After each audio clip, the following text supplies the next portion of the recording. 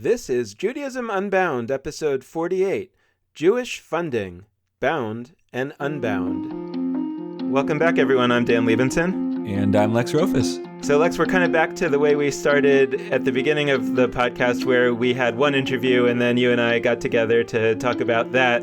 That we're not actually going back to that format long-term for the podcast, but in order to make some space in our schedule to talk about the beginning of the Trump presidency and the inauguration, which is coming up in a week, we are going to devote the next 3 episodes to thinking about different aspects of that change in the American Jewish situation. So we're looking forward to that. Today we're going to focus on the funding of the kind of Jewish innovation that we've been talking about. So before we jump into that, very apropos of the subject of funding, we like at the top of these episodes where it's just Lex and me talking to ask our listeners to support us.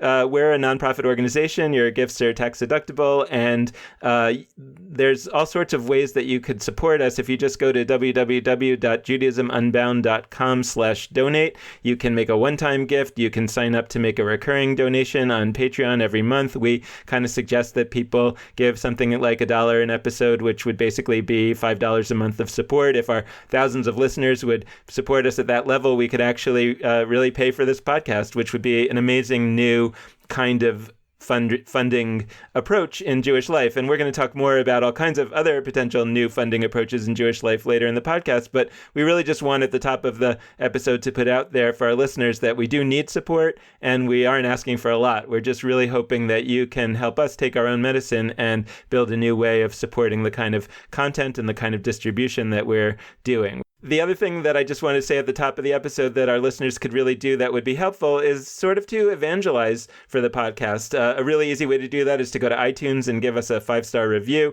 even to write a review, or just tell your friends. Some of our listeners have been creating podcast listening groups, sort of like book clubs, which we're super excited about. There have actually been institutions like synagogues and federations creating podcast listening groups like that, and all kinds of other organizations and individuals evangelizing for the podcast and spreading the word. Yeah, I agree. And I think of the colloquial phrase, here's my 2 cents, which of course relates to giving your input. And so we would welcome both the literal 2 cents or $2 or $5 a month, as Dan talked about. But we'd also, if you'd like, as you give that donation, if you'd like to give your 2 cents in the metaphorical sense by sending us a note and letting us know what you've thought of the podcast so far, and maybe ideas you have that take what we've put out there and take them to entirely new places. So we love both the literal and metaphorical 2 cents. Right. I think there's been inflation since that giving my 2 cents phrase was made. Yes. So that's why I think it's $5 now. But let's jump into the content of the episode today. We talked last week with Andres Spokojny, the CEO of the Jewish Funders Network, about funding. And we want to stay on that topic of funding. But in order to really get into the topic of funding, we kind of want to start by talking a little bit about what is the new ecosystem that we're trying to advocate for. And, it's interesting because sometimes I'm talking to somebody about our work, or somebody gets in touch with us about our work and says something like, love what you're doing. I'm not sure that I support disruption for the sake of disruption, but keep doing this interesting stuff, right? And I say, well, look, we don't support disruption for the sake of disruption either. First of all, I don't really love the term disruption. I mean, that comes out of the work of Clayton Christensen, who talks about disruptive innovation. And in the world of business, he's talking about these new innovations which are actually disrupting something old. I think that we're saying the old thing is already being disrupted. It's being disrupted by America, by secularism, by all sorts of things. But it's not that for its own sake. It's that for, I would say, 2 reasons. And Lex, there are probably more reasons. The 2 that come to my mind are, number one, we do think that the old institutions are struggling, many of them. It seems that that's not very controversial or controvertible. There's all kinds of Jewish organizations that are struggling to maintain themselves, that are closing, that are merging, that are not able to sustain the level of operations that they used to be able to. That's an incontrovertible reality. Now, we really hope and believe that those institutions can be revitalized to some extent, but we also think it's inevitable that this process will happen where there'll be fewer of them. They're struggling with real things that some may be able to address and some may not. And so even if it was just for that reason, there would be a need and something really good about, I would say, a diversified portfolio where we both help those organizations revitalize themselves if possible, and also help new organizations come about. The other is that even if all of those institutions were healthy, and this is something that I really want to talk about, when we look back at a time, maybe like a golden age, like the 1950s, where the kind of Jewish organizations, synagogues, federations, etc., were doing really, really well, there were still a lot of Jews who were not participating in them. And the only difference or a major difference between that time and this time is that maybe the percentages have changed. And so maybe now there are more Jews that are not participating than there used to be, and fewer Jews that are participating than used to be. And that's created some anxiety in the institutional world because the fear is that maybe there aren't enough people to sustain the institutions anymore. But even if the institutions could be sustained, and even if they could be enlivened somewhat, there are still a lot of Jews out there not participating in those institutions that we don't think, as we talked about early in our episodes, will ever participate in those organizations. And they never were. They never spoke to them. They never spoke to people like them for all sorts of reasons. And we're really advocating the possibility that rather than trying to involve those people in those organizations which don't really speak to them and aren't built around what they need, that it is a really wonderful thing to imagine that a new set of organizations could be built out in the world where those folks live, and that the goal wouldn't be to connect them to the old Judaism or the old institutions, not because it's old and bad, but just because it will never has worked for them, never will work for them, but there could be a whole new approach to Judaism that would work for them. And that's just such an exciting possibility, and we'll talk more about it, but that's what this is really all about. Yeah, and I wanna clarify something too, because riffing off of what you just brought to the table, Dan, it's not necessarily entirely new, but we've gotten some great feedback from people who come to the defense of institutions because they have taken away from our podcast, and this could be us not communicating effectively, that we're anti-institutional, and that's sort of one of our foundational kinds of premises. For me, and I don't want to speak for Dan, but I would call myself institution neutral. I look out at institutions, and for me, there are many Jewish institutions, including mainline, centralized institutions, small town synagogues, Hillels, federations, etc., that I've loved and continue to love and support and involve myself with, that I see as having success, but which, for all the reasons Dan has put out there, I don't think is enough. And for me, I don't want or desire the elimination of any institutions, but I'm looking out at the situation we're looking at, and I recognize that that's a possibility, that some of these institutions, even those that touch me personally, may not in 50 years sustain themselves. And so what I am asking is the stuff that they do and the stuff that they don't yet do but could do to enrich the lives of American Jews, how do we carry that forward? And for me, I would carry that forward through current institutions, through new institutions, through non-institutions, through whatever the heck structure we come up with. But ultimately, it is of foundational importance to me that the stuff of Judaism can continue to evolve and revolve in ways that make our lives better and make the world better. Yeah, so here's the basic framework, I think, of the innovator's dilemma, the work of Clayton Christensen as applied to Judaism as we see it. And just want to put that out there in a kind of summary form. We've done it a little bit in the past. I want to do it really clearly now. as really kind of a building off point for 2017 of Judaism Unbound, so that we're really starting with a clear vision of what this is about and what we think is going to be successful going forward. And then our question today is how might we fund that differently?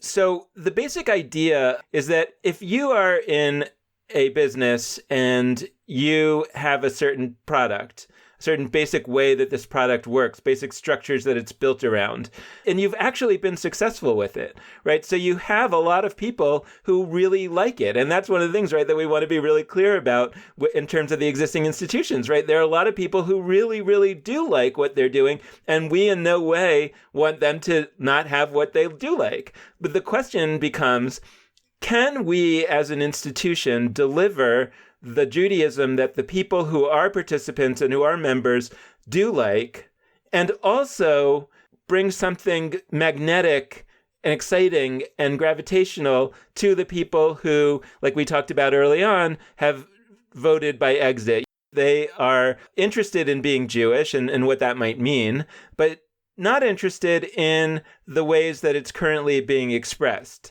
And you can say, hey, we run one of those organizations the way it's being currently expressed. We can get those people excited and connected. Yes, some of them can, but we think most of them cannot be.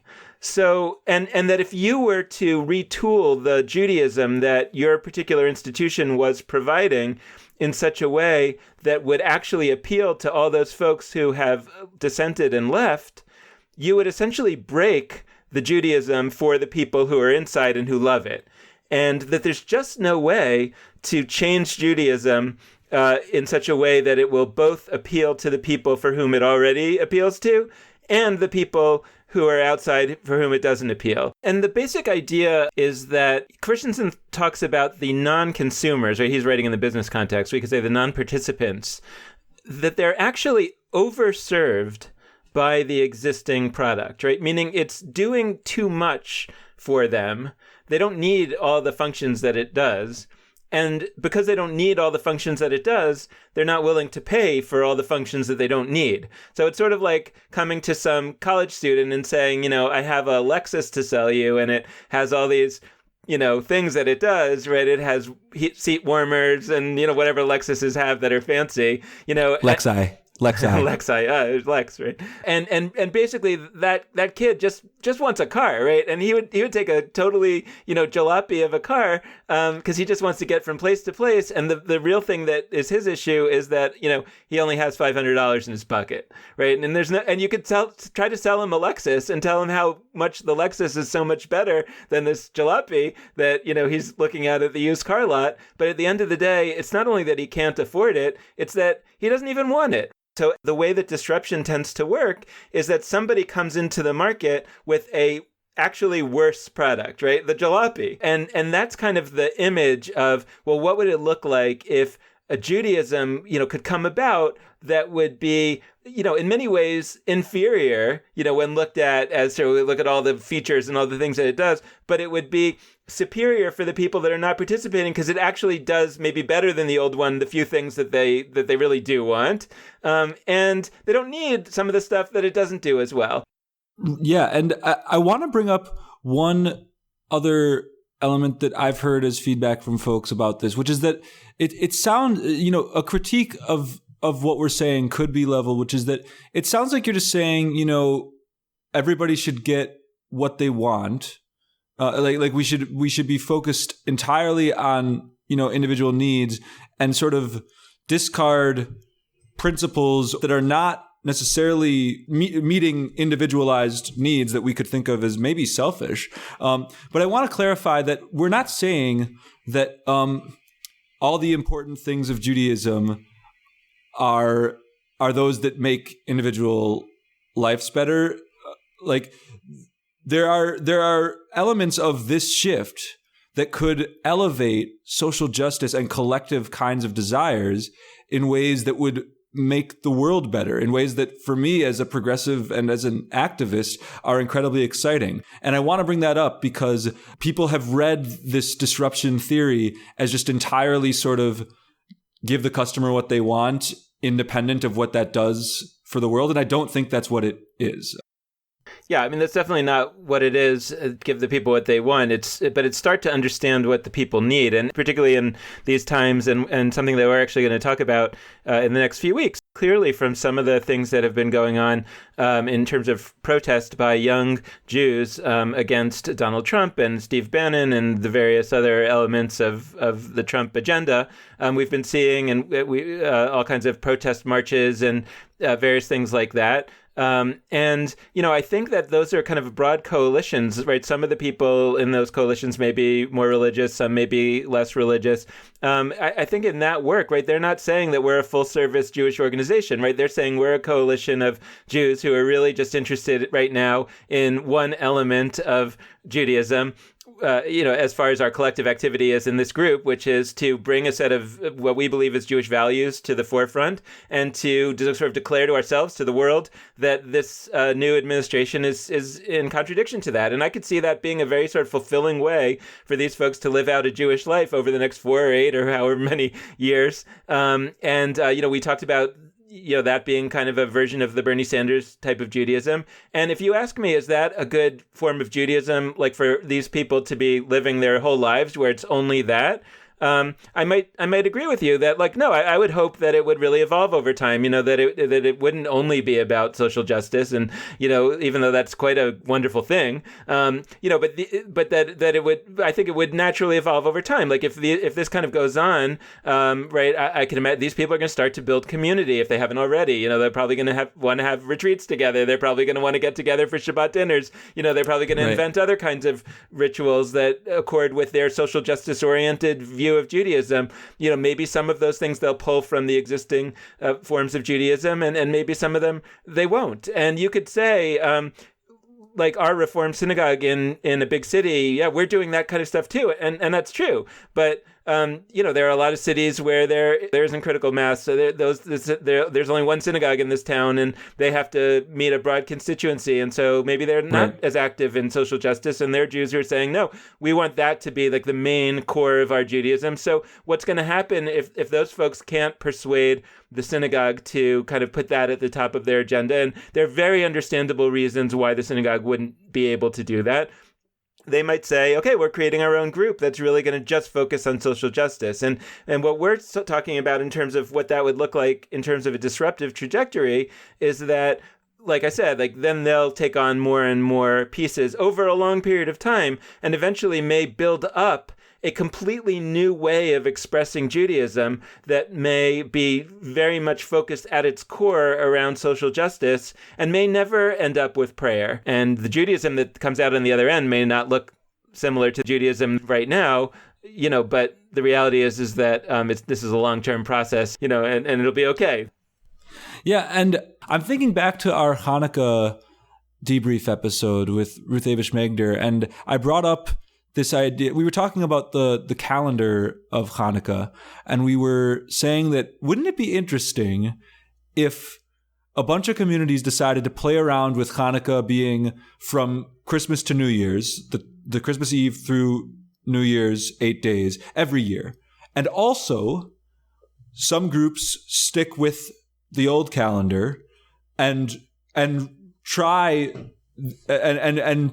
out all sorts of interesting modalities and methods for making the different times of year that it comes up really meaningful. What happens when Hanukkah starts on Shabbat? What happens when Hanukkah, like a few years ago, starts on Thanksgiving? How can that be special? And I'm envisioning with funding that if we were to apply this funding question to that, we could, as a collective Jewish landscape of organizations, institutions, start to try and figure out, okay, who are the funders or organizations that are ready to really radically do the experimentation and, shift the calendar? That's like a pretty big move. And admittedly one that, might not work, might not be the future. We don't know. But who's going to try it? And where are we going to invest some significant dollars into that to give it a fair shot and see what happens? And who are the other funders who are going to focus on, Hanukkah as we have it, but really enhancing it and making it awesome? And then who are the funders that are going to, support what's been happening and be reasonably satisfied with reaching the people that they're reaching, and probably not much more than that, but doing a good thing. I think those three groups are each really important, and they roughly come down to sort of maintenance of what we've been doing, sustaining innovation, and disruptive innovation, as we've been talking about. And the funding landscape is really important because without that group that's going to support the really radical innovations and inventions and creativity in Jewish content, shifting the calendar, shifting the holidays, shifting the ideas, and by the way, shifting and adding and whatever it would take. Without that group, it feels to me like we're not soaring to the heights that we could. It's not that we're falling to some devastating, depressing, low place. It's that we're not achieving what Judaism should achieve. Yeah, I want to say two things. One is just to say about the sustaining innovation, right? I want to again reinforce, not because I'm trying to be defensive, but because I'm trying to be as clear as we possibly can, that sustaining innovation, right, meaning innovations that simply make existing organizations better, richer, more exciting, and that do attract some number of people that weren't attracted before, those are hugely important. I cannot say more strongly how much we support those things. What we're saying is that we think that they have limited capacity to grow numbers. With regard to disruptive innovations, right, brand new kind of approaches, what we're saying is that we don't think those are going to have big numbers in the short term either. And to go back, to our early episodes, like to recapitulate, right, we had a whole sequence of numbers, because one of the big lessons that I take out of the world of business and the idea of business turnarounds is that a business that's in a turnaround situation needs to become smaller before it becomes bigger again.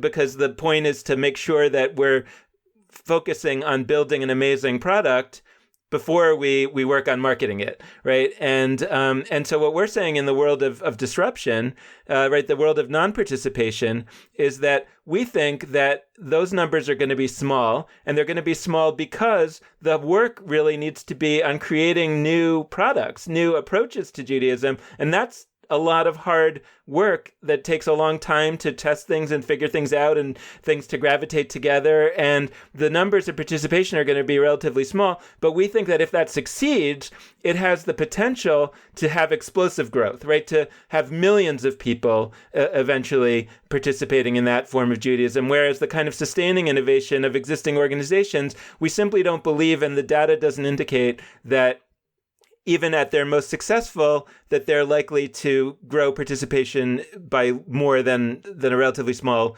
percentage. There's a missing part of the Jewish innovation world. There isn't a major investment in that form of the most radical form of disruption, right? The real experimentation about like moving the calendar. Andres Spokojny was bringing up the idea of God. There's a lot of Jews who would prefer Judaism that was not a religion in its deepest understanding of itself. What would that kind of innovation look like in America that would be focused on an American Judaism that was not fundamentally a religion? Like, where's the investment in that experimentation today? So, and we think that there are really three levers that kind of need to and can be moved in that space. The first is the ideas, right? Like you said earlier, Lex, like if people don't think that's allowed, if people don't have a vision of what that could be, if people are not excited about the idea, if people don't really believe that could lead to explosive growth, millions and millions of Jews participating that weren't participating before, millions of non-Jews finding it compelling and attractive and wanting to be part of this, whether by marrying Jews or by converting or coming along, whatever that looks like. If that vision isn't out there in a compelling way, then, nobody's really going to take it very seriously. So like step number one, and this what this podcast is about in many ways, is really trying to put the vision out there that something like this is possible, that there's theory that comes from other walks of life, Christensen and other things that indicate that such a thing is possible, and that it can only happen or primarily happen outside of the world of existing organizations, and only in the few existing organizations that take it seriously and that do a certain set of things that are hard to do. But then the question is like, what if everybody believed that? There would still be a missing piece, which is like, okay, I believe it, but how do I actually do it? I don't know. I don't know how to do those things. And that's what we think of as education. We really need to have all kinds of people. And that's where we think that the power of the internet, right? It allows every Jew to get the deepest Jewish education that's available. If various things were made available through the internet, and they are, that people could really get the Jewish knowledge, the creative skills, everything that they need to actually be able to create new expressions of Judaism, especially modular forms, right? I'm just going to do Hanukkah differently this year, right? That's the only thing. But that's a huge experiment potentially. And then the next year you say, I'm doing Hanukkah and Passover. In 10 years, you've got the whole thing, right? So these are actually doable things for your average regular Jew who doesn't even have a good Jewish education from childhood. The internet, in the same way that the printing press made the Reformation possible, the internet potentially makes a huge Jewish Reformation possible because it allows the regular everyday people to have access to what in the past was only the province of the elites. And then step 3 is like, okay, so I'm educated and I believe that this is possible. How do I actually do it? And somehow we need to be helping those educated Jewish innovators figure out how to create these new expressions, how to do things differently at home, how to create new organizations, how to find one another so that they can exchange ideas, and ultimately then, and funding. And so let's shift to funding. The first thing that I really want to say about funding, back to what you were talking about, is that a lot of this doesn't actually need any funding, right? If we can actually get people to be excited about doing things by themselves in their own homes for their families and a group of friends, imagining like 5 families that were doing things together, they don't need a funder. It's just about doing things differently. And so it's more about having, access to information like our podcast or websites that would give them information that they needed or whatever that they needed. It would not actually need funding to their projects because these are actually relatively modest efforts. Nobody needs funding to decide that our family's celebrating Hanukkah from December 25th to January 1st for the next 10 years. So that's a huge thing that I think that we just want to put out there, that there doesn't even need to be funding for a lot of this. Yeah, I totally agree with that. And I do think in certain, we're seeing in a sustaining way, already how the internet can have a massive impact. And so I've talked about some of these examples in the past. I've talked about how Shemitah, the sabbatical year, basically was not observed in any meaningful sense outside of the Orthodox world and outside of Israel for a few thousand years. And then because of the internet, a few organizations got together and decided we're going to make this a thing, loosely going to relate it to environmental justice. And communities all around the country were involved with Shemitah, with this sabbatical year, connecting to the environment in ways that they hadn't ever been. So that's something that the internet brought. I mean, I think of, I swear, a new person every few weeks or months who I talk to who says, who might be 40 or 50 years old, who says, oh, I never counted the Omer. I never knew what Elul was, the time before the high holidays for some sort of spiritual introspection. I never knew what those were until like 3 or 4 years ago. And now I found, X person online who does a daily check-in for Elul or a counting the Omer thing, or even a funny, counting the Homer with Homer Simpson, just a fun way to relate to it. Like we have this mythical idea that these were somehow like universally known a decade, like three generations ago or something, before we came to America and lost all our knowledge. I actually don't think we ever had, on like a Joe Schmo Jew kind of basis, access to that kind of knowledge. Yeah. And now it's so easy that more people than ever are doing it. But we're only doing it with the stuff that already exists. We're only doing it with, Elul and the Omer, and, taking ideas that exist within those, okay, the Kabbalistic ideas of the Sefirot that can apply to your character attributes in the Omer, and like people doing beautiful, wonderful daily emails about that. And I subscribe to those. I love them. It's a great time for me.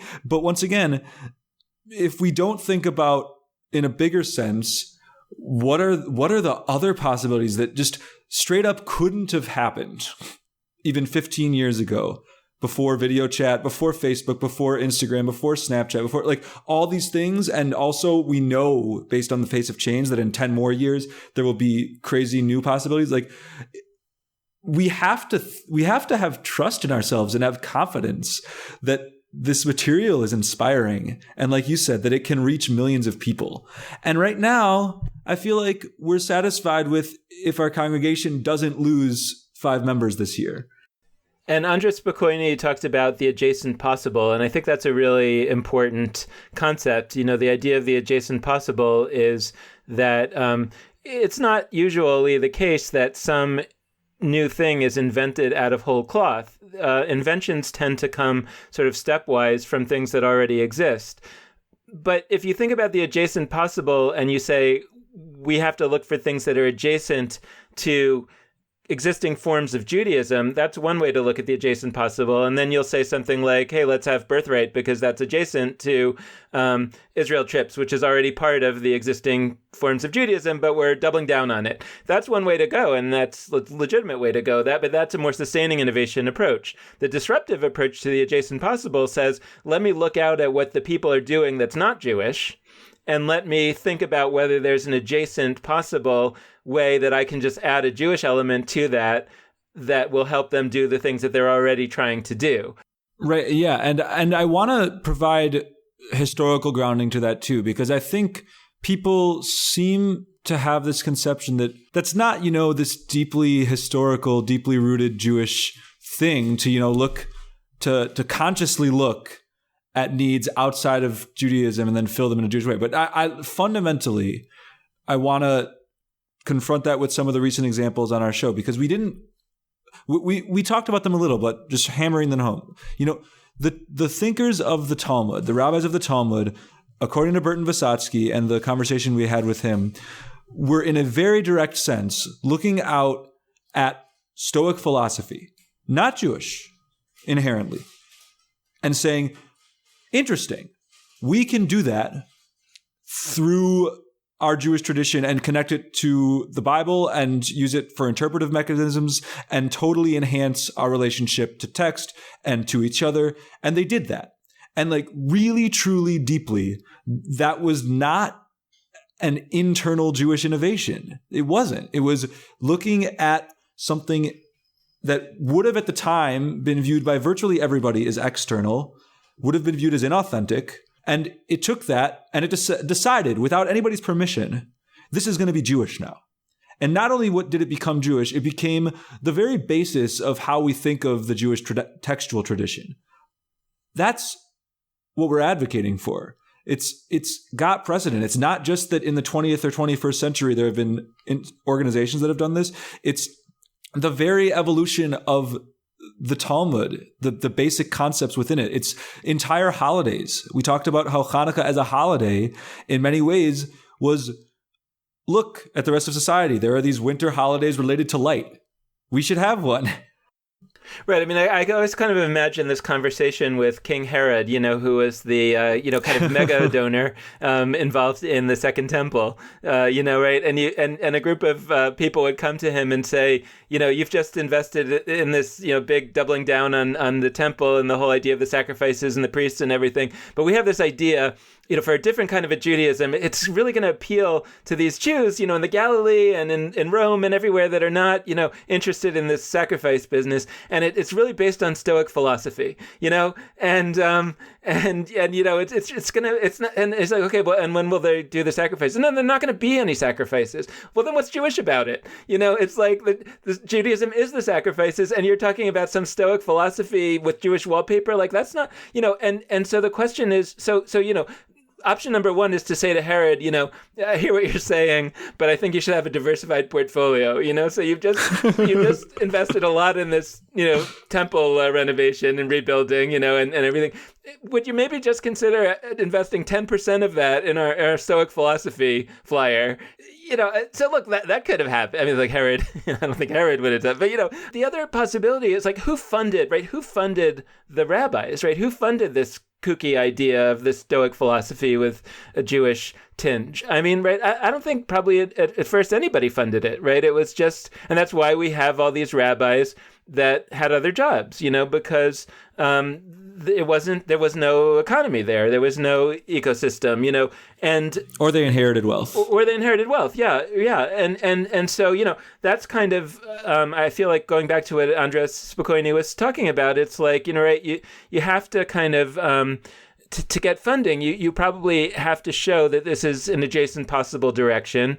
And so you kind of have to show that this new set of ideas came about through something that wasn't really funded, So my guess is that these people that were doing the Jewish version of Stoic philosophy were doing that as a sideline in their sort of spare time, and it wasn't their profession, and they weren't raising a lot of money.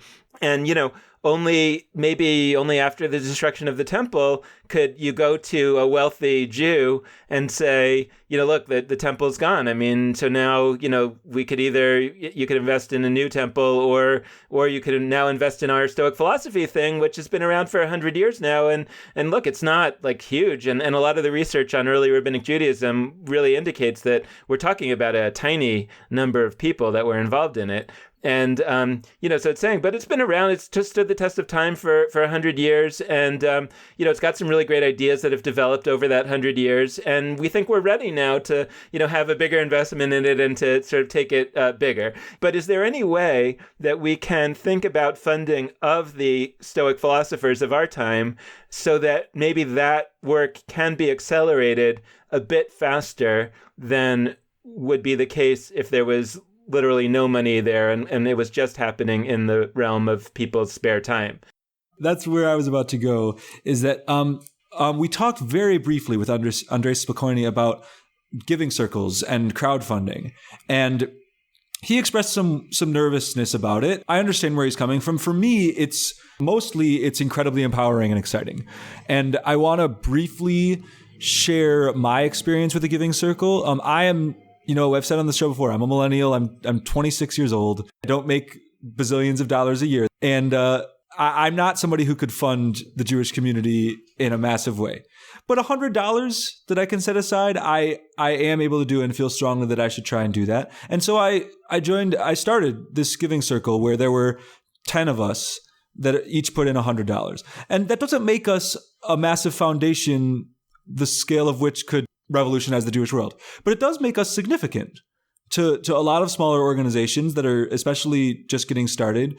It gives us a voice, and it creates a space for us to think about what our collective needs are and really hone in on something special. And we did that, and we found an organization that we loved and supported. And it turns out they were extra stoked. I mean, more than they would be for a normal $1,000 donation, because this was a collective process with deliberation over all sorts of organizations, and we decided on them. They get to go and tell that to other people. They get to say that it's a bunch of young Jews who did this, and everybody wants to have the support of young Jews. Like, we actually have a lot of power because people care when the outsider kinds of folks do demonstrate a show of support for organizations. So I really do want to make a plug for Giving Circles and crowdfunding and those kinds of methodologies of funding, because they have fewer strings attached sometimes. They can be riskier, they can be more radical, more disruptive, and they really are empowering and exciting. The Giving Circles especially, they make people whose voices would otherwise be marginal elevated. That's what collective action can do. And so many elements of funding that I take for granted. The Giving Tuesday emails that I receive. First off, Giving Tuesday didn't really exist as far as I know until recently. But crowdfunding online, these are ridiculously new in the grand scheme of human history. And in a genuine sense, they mean that what a funder is different. And like, I'm a funder. Right. You're Absolutely. a funder. Even, not because I'm able to give a lot of money, but because actually I know that if I have some urgent need in my life that came up tomorrow, God forbid, that if I posted a thing on Facebook about this urgent need and said I need to raise an amount of money, I might not get every last penny, but there's a lot of people that in a few hours would support me. And I'm blessed with wonderful people that would do that, but that's not uncommon. A lot of people have that. Yeah. I think that's a huge point, just that that thinking forward, right, when we talk about funding, even when innovative Jewish organizations, even the most disruptive among them, talk about funding nowadays, mostly they're still talking about, wealthy or relatively wealthy people who are going to give like a multiple thousands of dollars. That's who they're talking about in terms of funders or foundations.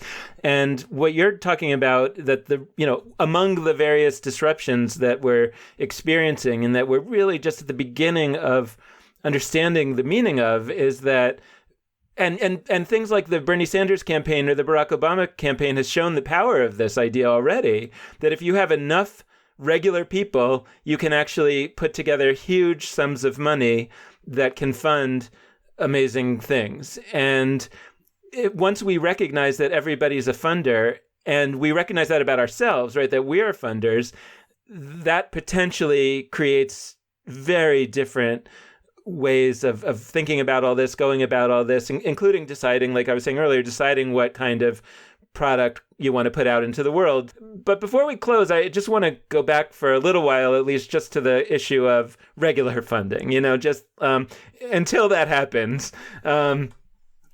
What about organizations? I'm thinking about B'nai Lappi's Svara. We're going to talk to B'nai again in a few weeks about Svara, but it's an amazing organization, a very potentially disruptive organization. It's about Talmud study through a lens that comes out of the LGBT experience, or this Jewish Enrichment Center that my daughter attends is an amazing Jewish education that's built out of what's called the constructivist approach. And requires a tremendous investment of content. Think of it as R&D, right? These are two organizations that are led by amazing educators, who have decades of experience and who really are looking at the world through the kind of disruptive jobs to be done kind of lens that we're talking about, have the potential to create an amazing product, right? They can get something into the field much faster than just this kind of bubbling up, playing around with things that hopefully is going to happen in every Jewish home in America, in a few years. But they're ready now, not necessarily to scale something up, because it still needs some years of R&D, but they're ready with something, bigger than that. And that has already, has some proven market appeal, but that really, rather than saying, I think the impulse is to say the investment in them should be to bring them to scale. That's what Andres Spokojny was talking about last week. And I agree that in many cases, that's the goal, that's the need, is to allow something to scale or to allow something to be stable. But in some cases, they really need a few more years, at least a few more years of R&D.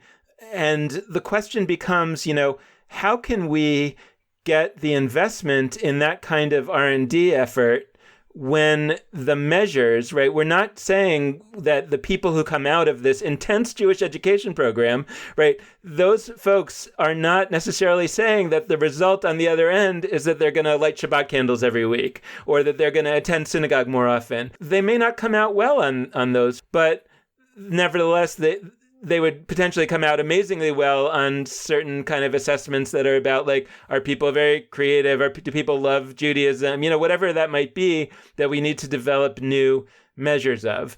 I can't tell you right now exactly what it is that this is doing to people, but they're telling me that it's transforming their lives, and it's worthy of a very significant investment to try to build this out, because this could be, a huge part of, quote, the answer.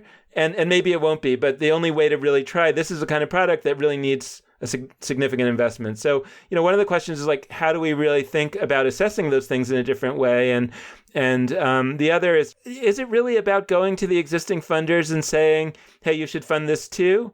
Or really is it about potentially going to people who have never funded a thing in Jewish life and saying, look, I understand why you've never funded a thing in Jewish life. Judaism didn't work for you. And you have no obligation to have funded anything ever in Jewish life, because you don't have an experience that says, I really love this and I want to keep it going.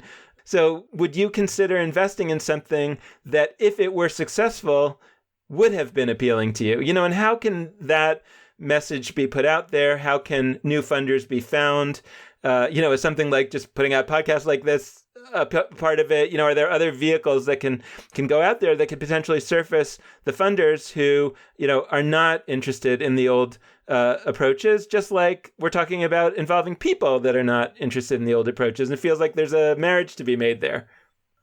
Yeah, Dan, I think you're totally right. And I really am glad we were able to have this conversation, both to reflect on our initial framing points from episodes way, way back when, and also to explore some new territory in the realm of funding.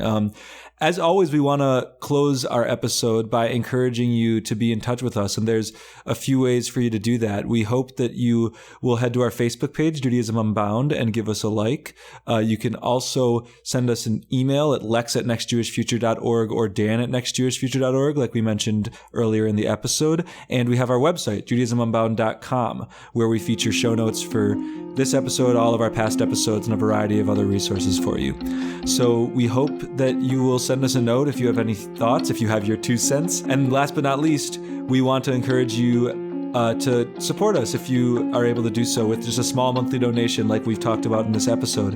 And you can do that at JudaismUnbound.com/donate. So with that, this has been Judaism Unbound.